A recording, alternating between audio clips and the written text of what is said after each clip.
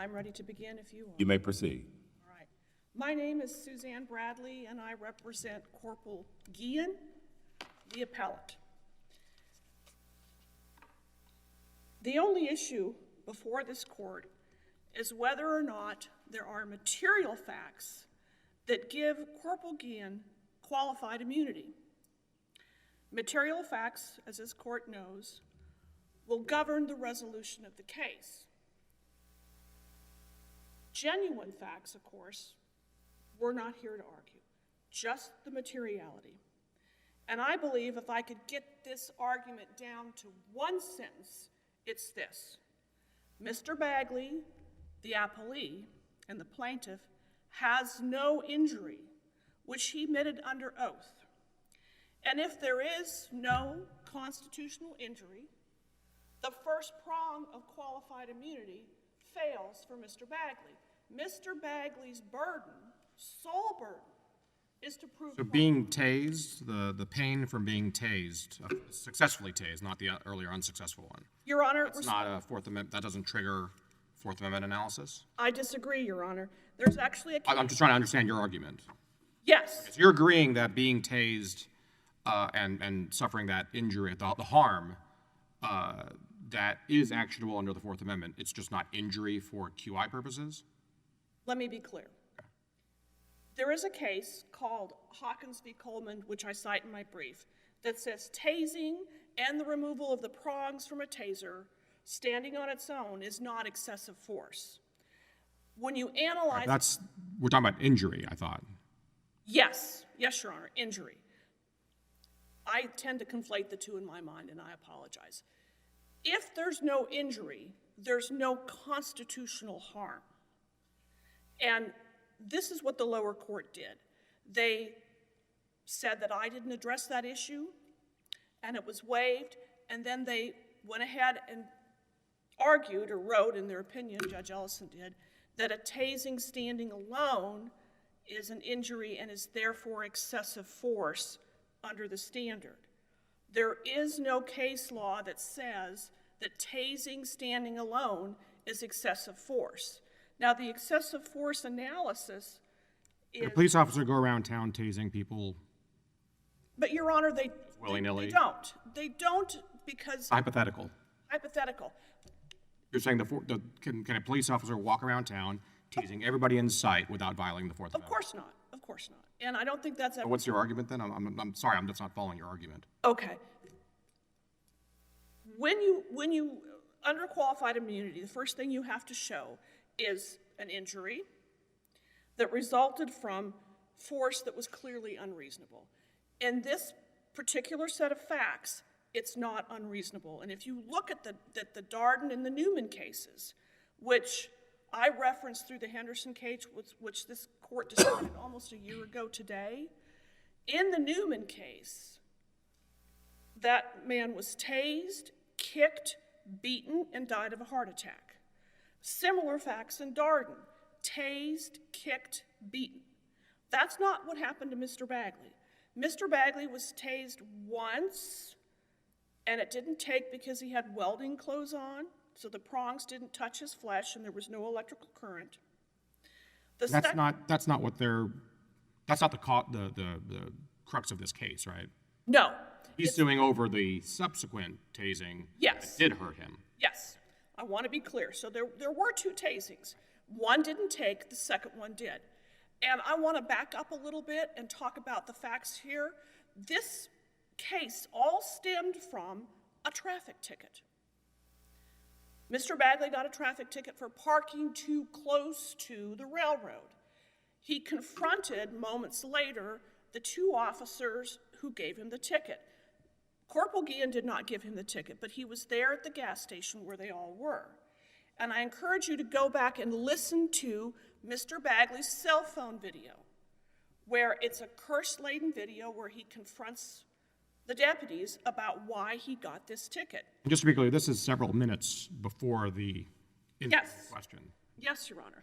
The next thing that happens is Corporal Guillen, my client, comes out and tells Mr. Bagley he should get educated on the railroad and explains a little bit about why they were out there.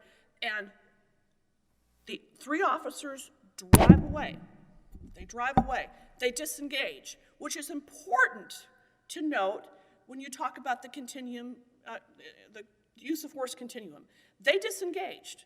They left him behind.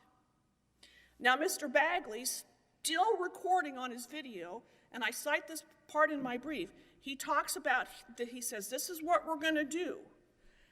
We're going to go back and help other people from making silly mistakes. Mr. Bagley gets on the same road behind the officers who are driving back to the intersection where there's a railroad and a busy street to give out more tickets. Mr. Bagley turns the corner. Corporal Guillen pulls over. Mr. Bagley passes. I apologize. Maybe just stand still. Okay, that would help, wouldn't it? Yeah. I want to understand the significance of your saying that he said we're going to go back and help people who make silly mistakes. I watched the video. I heard him say that. I don't know what he meant. Do you know what he meant? I can't get in his mind, Your Honor. It's true. Well, it sounds like you think that's important that he said it, so I want to know what you think it means. I think he's continuing the confrontation. He's intending on continuing the confrontation. So when he gets pulled over by Corporal Guillen, this is when it starts to heat up.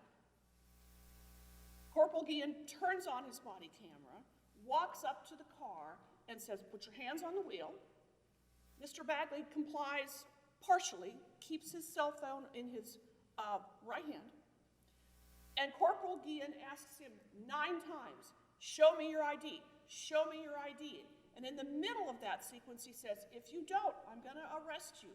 Again, warning Mr. Bagley what happens. Mr. Bagley argues with the deputy.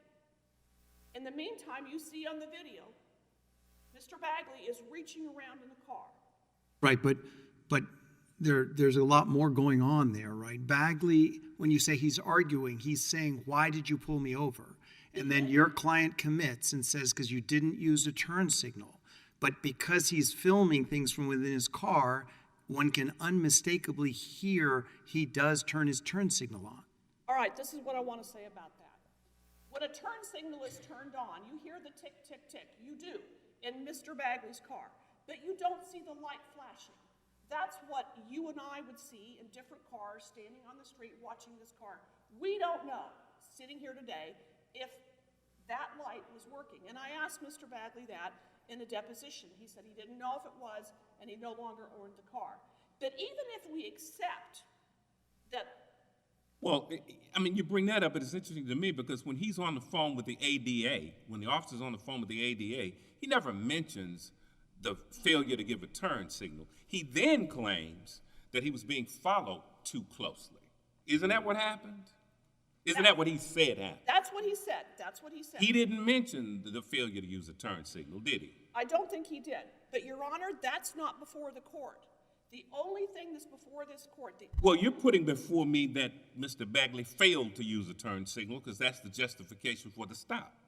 No, I'm not saying that, Your Honor. All right. No, I'm just trying to explain that there's a different way to look at it. Right, but I guess if you are, I think you're right that if you're describing a confrontation that started at the parking, it would seem that that totality observed by your client, all of that might be relevant. And his complaint isn't alleging that it wasn't reasonable to tase him when he wouldn't give ID and when he was making furtive movements. Why isn't our inquiry with just 6 minutes left when he has been unsuccessfully tased? He gets out, immediately turns around, puts his hands on the car. The question then is, when you've got multiple officers surrounding an individual who is back to them, hands on the car, can you tase? At that point, Mr. Bagley is not under control. He was told, and you hear it, put your hands behind your back.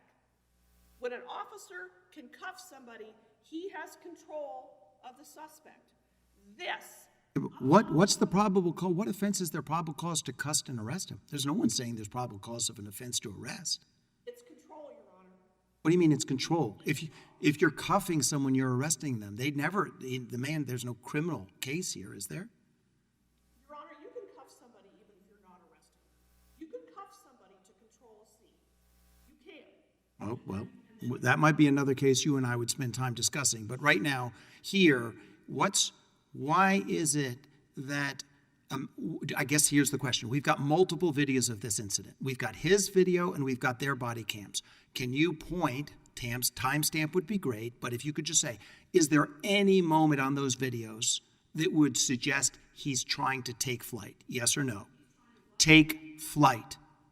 Take flight? No. Okay. But he's not cooperating. Correct. Okay. And Judge Ellison said we've got an unruly person, but we do not have someone who is threatening officers.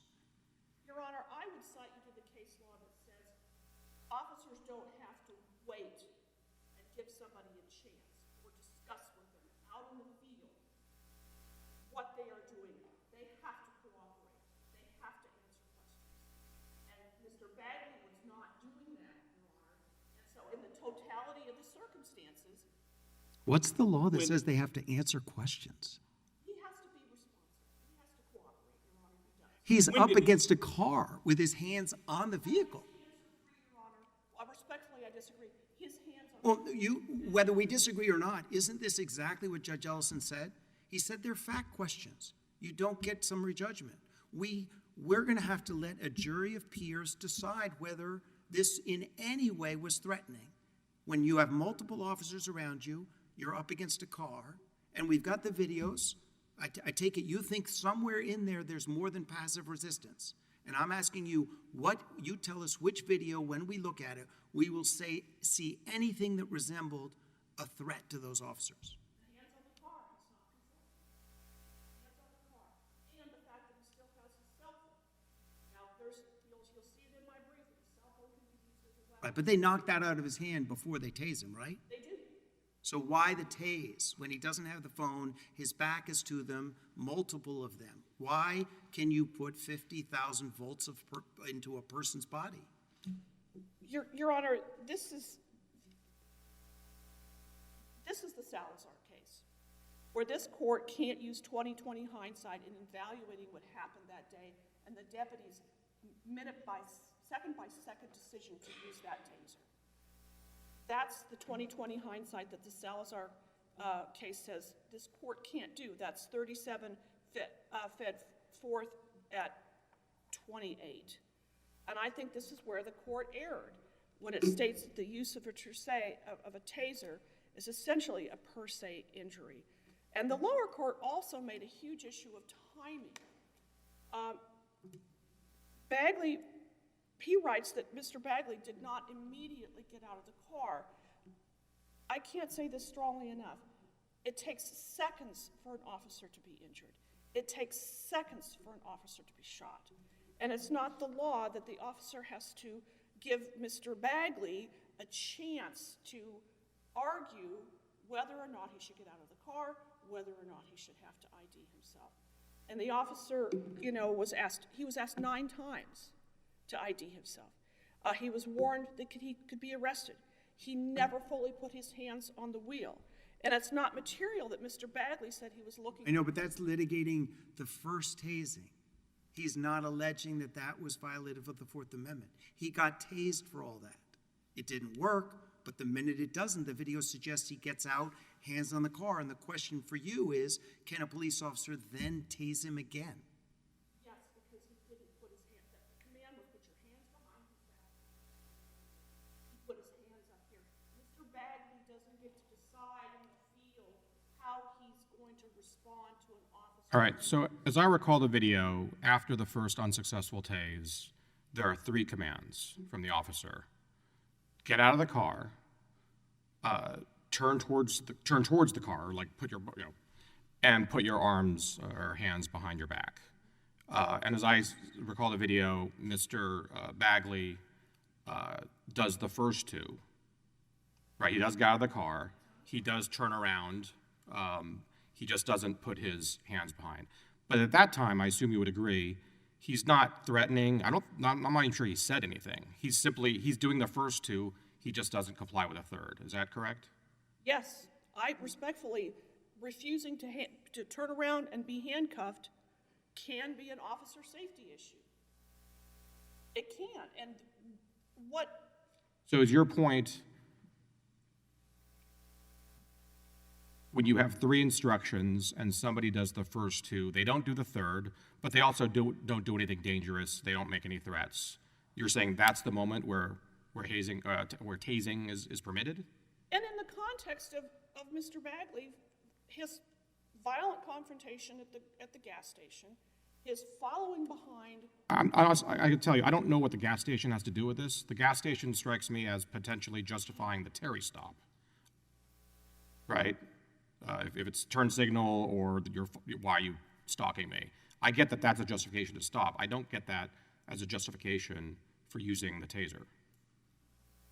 Even if your honors believe that the tasing was not justified, under the second prong of analysis, he does not have a clear consensus of cases. Newman and Darden don't help him. Would you agree that you're allowed to use the taser when somebody's not complying and resisting, but once they have complied, once they're starting to comply, the authorization for force goes away? Yes, but he wasn't complying doing this. So you disagree with Judge Ellison's factual conclusion, quote, he got tased once he was fully subdued. Yes. I don't Okay, and think he's going to let that go to a jury. You don't think he was subdued because his hands weren't yet in handcuffs, even though they're on the car and their officers fully immediately surrounding him, he's not subdued. Okay, that's it. you may disagree with me, but yes. But again, stepping back, I don't want to get too far from the weeds. Mr. Bagley said he wasn't injured, and Newman and Darden don't help the plaintiff. There's not a clear consensus in cases. And in the Henderson case, they talk about how you can't define. When you say not injured, I take it you mean there's no sort of prolonged hospitalization. He suffered. Would you agree he suffered pain from being tased? Yes, it hurts. Okay. And you're saying a police officer could go around town causing pain to people, but because it's not injury in the hospitalization, medical cost sense, there's no Fourth Amendment question? In the context of this case, there is no Fourth Amendment question because Mr. Bagley is under oath said, I am not injured. I was not injured. I didn't get psychiatric treatment. I didn't go to the hospital. I didn't go to the doctor. He waved away the EMS there on the scene. And even if your honors. So what's your best case for the proposition that pain is not enough? You have to have a hospital bill. Hawkins v. Coleman. And in there they say tasing and removal of the barbs is not excessive force. Yeah, that's not my question. My question is not an excessive force question. It's a Fourth Amendment threshold question. Tell me your question again, Your Honor. Maybe I'm. Well, just because something is not excessive force doesn't mean you don't do a Fourth Amendment analysis. No, but I don't know that they ever get past the first prong. All right, thank you, counsel. Your time has expired.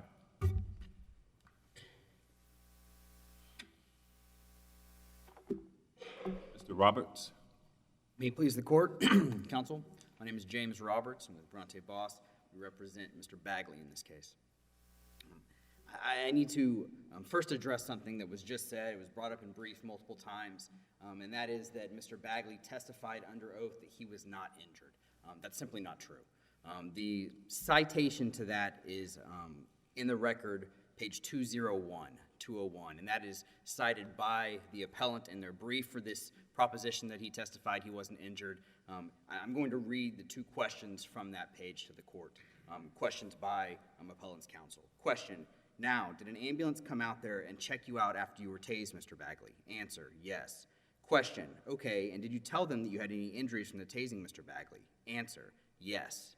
And then he goes on to talk about where the prongs entered his arm, where the prongs entered his back. You can hear, so just to clarify, he did testify that he was injured. So this proposition that he didn't is just incorrect according to the record.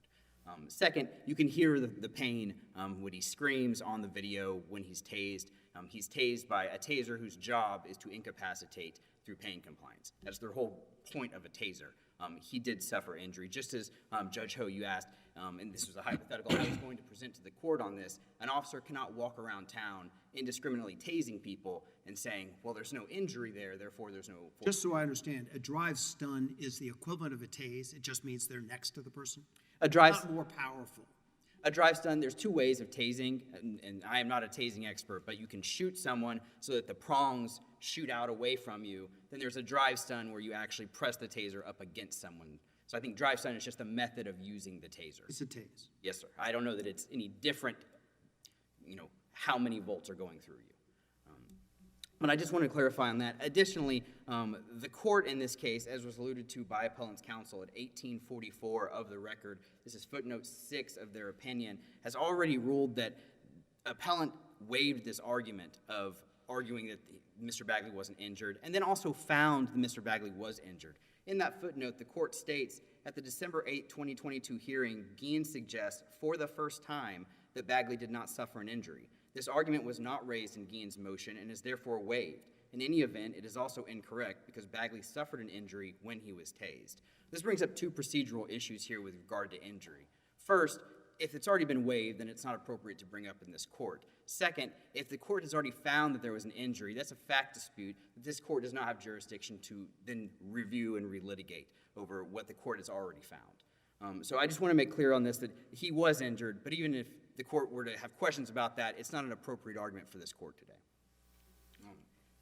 I do want to focus also on the fact that appellant's counsel stood up here and talked about facts of this case for a good 15 minutes. However, all of them either dealt with something that happened at a gas station minutes prior, things that were said during a drive, things that happened while Mr. Bagley was still inside of his vehicle. The pertinent facts of this case are what was going on when he was outside the vehicle, already complying with the order to exit the vehicle, after he had already complied with the order to turn and face the vehicle, and then he was standing with his hands on top of the vehicle. Those are the pertinent facts. Those are the facts that the court looked at. Yes, Judge. So would you agree that a police officer can use a taser if somebody is being non-compliant? I would agree that an officer can use a taser if someone's being non-compliant as long as it meets the facts of the Graham test. Right? And then looking at the Graham factors. What was the severity of the crime at issue? Was the person threatening or presenting a threat to the officer or others at the time? And was the person actively resisting arrest or evading arrest by flight? All of which the district court in this case found favored Mr. Bagley. Was he charged for a crime, and was he arrested at the time? He was arrested on scene. I don't know how much of the phone calls you listened to regarding defendant or Officer Guillen talking to the ADAs in this case. Yes.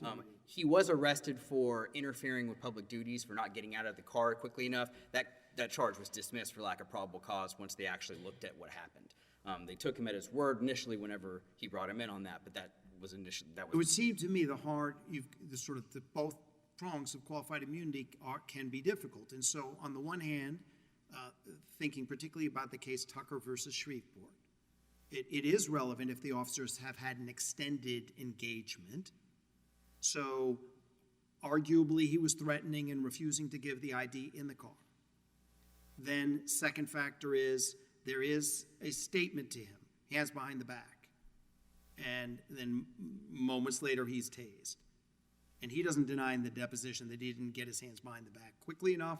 Maybe he was confused. There was perhaps a countermanding order, put your hands up. But nonetheless, you've got somewhat threatening behavior originally in the car, justifying the first tase. Then a command, which isn't literally complied with, correct? And third, he has a hard object, his phone, in his hand. So putting those three together, did that present a threatening situation that justified some level of escalated force? I do not think so, Your Honor. I think that would justify continued negotiation and commands, but I do not believe that it justified the level of force used in this case. Going to the Tucker case, first off, I believe it was yourself that wrote the dissenting opinion in that case. Well, so we don't look at the dissent. Yes, Your Honor, I know. One of the things that you stated in the dissent I think is relevant to this, and that is that it is not this court's role to second-guess a district court's assessment of factual disputes. And that's what we have here today. The district court has already decided that there are factual disputes regarding actively resisting arrest or presenting a threat. and that those favor Mr. You Bagley. accepting there was active resistance? Is it significant, the body of law we've got that says at most this was passive resistance? I am not accepting that this was active resistance. If I said that, I'm sorry, I misspoke. This was not active resistance by Mr. Bagley. This was at most passive resistance. I think it was passive noncompliance is probably the better way to describe what had occurred here when he wasn't immediately getting out of the car. But again, as this court has... Is there a second order about raise your hands that came before he was tased? I believe there was a second order about raise your hands from Officer Lopez. And I don't know if you're meaning that one or the order to put his hands behind his back. Well, first order to a motorist, put your hands behind your back. If there's then an order, put your hands up, it would seem understandable that a person would just simply stay prone. I think it would be reasonable to follow the last command given to you. And if the last command given to you was put your hands up, then I think that he would be complying with the last command given. I also think that the... Okay, but just, if there were no countermanding order to keep your hands up, then you'd agree this was noncompliance. It's compliance with the first two commands, but noncompliance with the third. I would agree that it is passive noncompliance, Your Honor. And by that... That alone could, depending on the facts, justify the use of taser? Depending on the facts, but I don't believe under these set of facts that alone would. Even if you were to take out Officer Lopez's second command to put his hands up, this case is similar to Hanks v. Rogers, similar to DeVille, similar to Newman, where there may have been some noncompliance. I thought it was similar to Hanks v. Rogers. You brought it up. Is that in your brief? It was mentioned in the district court's briefing, but not in the appellate brief, no, Your Honor. However, Hanks v. Rogers does rely on DeVille and Newman, two cases that we rely on, in which the court in the district, at the district level, found as clearly established law in this case. In DeVille, for instance, there was passive noncompliance when Ms. DeVille refused to exit her vehicle. Even after multiple commands to exit the vehicle, she rolled her window up and simply stated, "I'm not getting out until my husband gets here." To the point that they had to bring her out of physically remove her from the car. However, in this case, Mr. Bagley did exit his vehicle. I just know that you mentioned Hanks. You didn't mention that I wrote Hanks. I hadn't gotten to that yet, Your Gonna Honor. get to that? I am, yes, Your Honor. You mentioned Judge. I agree, yes. Yeah. I'm only talking about dissents today, apparently. Oh, good. So, yeah, no, Judge Graves, I do believe that you have a great handle on this based off of what you wrote in the Hanks v. Rogers case. Now you do. Yeah, well, sometimes I need to be pushed in the right direction. So, but based off of what DeVille says in that case, qualified immunity was denied because at most there was passive resistance. They looked at the fact that there was simply minor traffic violations plus passive noncompliance, not resistance, passive noncompliance, and that did not equal a severe crime for the first prong of the Graham analysis. Do you think this is a minor traffic incident? I'm sorry? Is this just a minor traffic incident? I think it started off as a minor traffic violation or an accusation. That's not how the officer, not just subjectively perceived it, but objectively, right? They're being followed. That is after a hostile interaction. I forget. I think profanity may have been used, but it was certainly not a pleasant conversation. It was definitely not something you'd have inside a church, that's for sure. But after an aggressive interaction, the person's clearly angry with the officers, and then a few minutes later, the officers discover that this person is now following us. There was a verbal interaction. That's not a minor traffic accident. Hostile. That's a potential fear of a personal attack, isn't it? Well, I think what's important is that Officer Lopez testified in his deposition that he wasn't really paying attention to Mr. Bagley, who was following them. He noticed it, but it's not illegal to follow an officer. And that's the truth. It's not illegal. I'm just curious, and I didn't see it in my reading. I know he was wearing the welding clothing. Yes, sir. He said, I think at the time I can't remember whether they had him in cuffs by then or not. He said the welding school was down the street. Mr. Bagley said that. Was it? Yes, Rene. He was going in the direction that could go to the welding school. That's what he said the day that this happened. It's what he said in his deposition. That's what he's maintained the entire time. And it was down the street from where this incident occurred. I don't know that it was exactly down the street. I know that he was going in the correct path. The direction of the weld. Yes, sir. That's correct. But in fairness, he is videotaping this or using the iPhone or whatever to record the police officer, the police car this whole time. That's correct. And he was upset. There's no doubt about that. He was upset. He didn't think he should have At gotten... minimum, that obviously suggests that he is in fact following the officer. Perhaps they were also ending up in the same place in terms of the welding school, but he is following the cop, right? I mean, Why else film? linearly, he was behind them, and I guess you could say he was following. I think following implies that you're following somebody. He was behind them, yes. He was going in the direction of his welding school. They were going that Not just following, keeping the video. Normally, you don't record just because you're driving a car. You don't. I assume he did not normally record his trips to the school. That I don't know. But I hear what you're saying, Your Honor. I get it.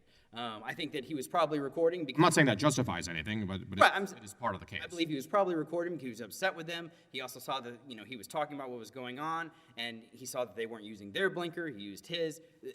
I agree. It's... Okay. I don't know if it... All this is just to say this is not necessarily just, objectively speaking, a minor turn signal issue. The officers were verbally criticized sharply, and then this person continued to follow them. And I think that the reason that the tasing happened is because of that, because the officer was frustrated with this person. I don't think that he was actually legally justified in using the taser, which we've obviously put out in our briefing, but the reason that the tasing occurred is because he believed he'd been followed, he believed he'd been berated at the gas station, and that's why he used the taser, yes. But I'm sure the officer will say that's part of the threat assessment.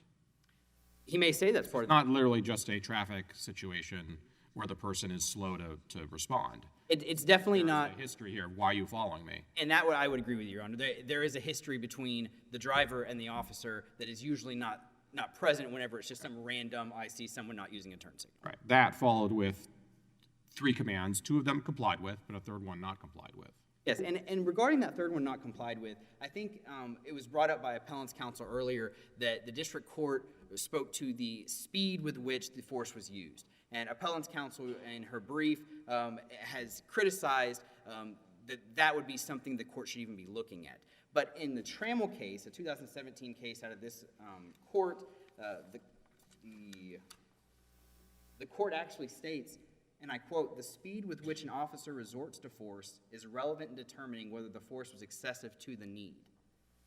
A reasonable jury could find excessive force when only 3 seconds elapsed between the officer's request to the plaintiff to put his hands behind his back and the officer's tackling him." In this case... But the point is, Mr. Bagley deserved more time to comply? I believe that he did, yes, Your Honor. And I think a reasonable jury could find that he deserved more time to comply, considering he had just complied with the previous 2 commands given to him. In Trammell, when this court found that 3 seconds was not enough time, this was less than 5 seconds in this case. He was ordered to turn around, face the car, and put your hands behind your back. And less than 5 seconds later, his phone is knocked out of his hand, and he's been drive-stunned in the back. That is very similar to the 3 seconds in Trammell. And in Trammell, that was dealing with someone who was publicly intoxicated, which I would argue is a more serious crime than failing to use a turn signal or following too closely. And whether the officer is stating that the real reason he pulled this person over was because of the following is simply not a crime. The severity of the crime at issue has to look at what was the crime, and that is the alleged crime was failing to use a turn signal and following too closely. And so when you start looking at these cases, and when you look at Hanks v. Rogers, and they have some non-compliance in that case as well, with he didn't originally get out of the car. He was told to get out of the car multiple times, and he finally complied. He was told to put his hands behind his back, and he put them behind his head, then he put them behind his back. He takes a side step, and that wasn't enough non-compliance. When you look at DeVille, when she doesn't get out of the vehicle ever, and they have to pull her out, that wasn't enough non-compliance to justify the force. When you look at Trammell, he didn't bring his hands out to be handcuffed in time, and that wasn't enough non-compliance. That's the same thing that we have in this case, and that's why Newman and DeVille, and I think appellant's counsel argued that we were saying Darden, but it's DeVille is the case that we, as well as the district court, has relied on for clearly established law in this case. They're the same cases that Judge Graves, you relied on when authoring the Hanks v. Rogers opinion, to show that this is clearly established. If it was clearly established when you wrote Hanks v. Rogers, it's clearly established today, when this happened in 2019. And so... the fact that those cases aren't tasing cases doesn't really affect the analysis. I don't believe so, Your Honor. Newman Newman was. is a tasing case. Newman, but that's very distinct factually, correct? Well, I don't know if it is that distinct factually, and I'll tell you why. In Newman, he's a passenger in a vehicle that's pulled over for a traffic infraction. He's not the one that's driving and the one saying he committed that crime. But then they find that there's a backseat passenger with a warrant in the car, and they pull that backseat passenger out. Then Newman exits the vehicle, and the officers instruct him to get back inside the vehicle, and he refuses. So we've got some noncompliance by Newman. But that noncompliance doesn't justify what happens later on. Then they have Newman come to the rear of the vehicle, face the vehicle, and that's when there's a discrepancy in what the impetus was for the use of force. He says it was an off-color joke. They say he was refusing the search, and then there's some force. A lot has been made also in appellant's brief that the level of force used in Newman is much more severe than what was used in this case. However, we have to remember that in Newman there were two officers. One officer tased, and one officer beat and kicked with a baton and kicked. And you have to look at each officer's qualified immunity for their own conduct. It wasn't as if the court said, qualified immunity is not going to be, or is denied here because of all of the actions. They looked at the officer that tased, and they looked at the officer that used the baton and kicked. And we would say that the officer that tased in that case, who was denied qualified immunity, is exactly what's going on in this case. Used a taser when he was unjustified because the person had not violated the law to a serious degree, was not presenting a threat, and was not actively resisting arrest or evading arrest. Again, these are the disputed facts that this court found, the district court found. Not a severe crime, not presenting a threat at the time of force, and not actively resisting arrest, and absolutely no allegation of evading or fleeing arrest. And so it's by that lens that this court must look to see if there is clearly established law. And I believe that we have put it in our brief. I believe that I've talked about it here today. The clearly established law is the DeVille case. It is the Newman case. It is the Hanks v. Rogers case, which I admit was not in our appellate brief, but it relies on the same cases, Newman and DeVille. The Trammell case. All of these cases deal with someone who is not a threat, who is not actively resisting, who is not suspected of committing a serious offense, yet force was used against them when they could have used negotiation or commands. Remind me again, just quickly, time's running out. How do you distinguish Tucker? In Tucker, not only did he evade arrest in his vehicle at first, so it wasn't as if he just pulled over immediately. It was a few minutes that he continued driving in his car. He then drove into a high-crime neighborhood and then into the driveway of a home, therefore increasing even more someone could come out of this home. Once the officers had Mr. Tucker out of the vehicle, he then was banging, and this is what the court's majority opinion states in the facts. He was banging on the roof of the car, his arms were moving frantically or erratically, and he was pointing at the officers in a hostile manner. This is much more aggressive behavior than simply complaining about the illegality of your stop inside of your car, which is what Mr. Bagley did, which is exactly what Michelle DeVille did in the DeVille case. She complained, she was cussing, she was using words, curse language to talk about the legality of the stop, which is exactly what Mr. Bagley did. So in the Tucker case, he was being much more hostile and aggressive than Mr. Bagley was here. He had also taken the officers into a much more dangerous location. Instead of being pulled over on the side of a street, not in a high-crime neighborhood, not in the driveway of a home where other people may be coming out. And so that's why I think the Tucker case is distinguishable from the facts of this case, Your Honor. Okay, thank you. I see that my time is almost up. If the court has any other questions, I'd be glad to answer them. Otherwise, I would ask this court to affirm the district court's opinion denying qualified immunity. Thank you, counsel. Rebuttal. Yes, thank you, Your Honor. Opposing counsel and I are just going to have to disagree with the injury component of this case. I cite the court to the record at 1813, and this is excerpts from Mr. Bagley's deposition. Bagley admits he did not put his hands behind his back despite repeated requests. In the Guillen deposition there, Guillen testifies that he drive-stunned Mr. Bagley after the first tasing did not take, and because he was not putting his hands behind his back.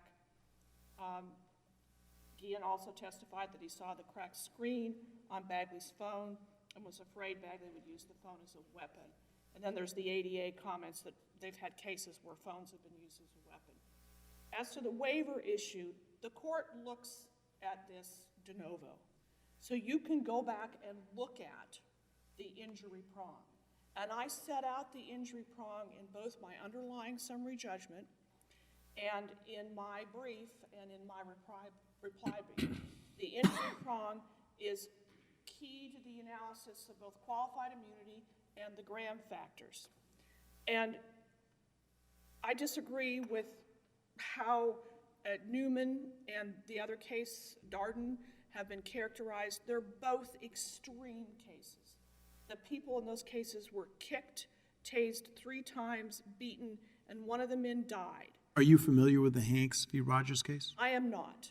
I am not. But if the court wants me to do a letter brief, I can. No. I can analyze that if I can. But in the Henderson case, this court wrote that these 2 cases that they rely on do nothing to establish the law for less extreme tasings.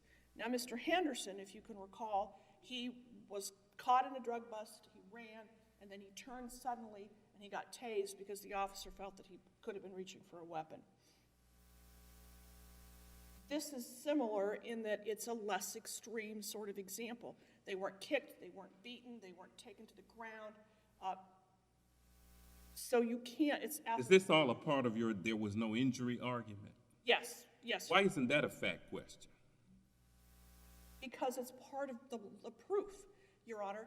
If it's their burden to prove injury under qualified immunity, the first prong under the constitutional analysis is constitutionality and consensus of cases. The first prong is injury. They have not made a showing of injury. So I have Mr. Bagley under oath saying, I wasn't injured. I think that's dispositive for Okay. me.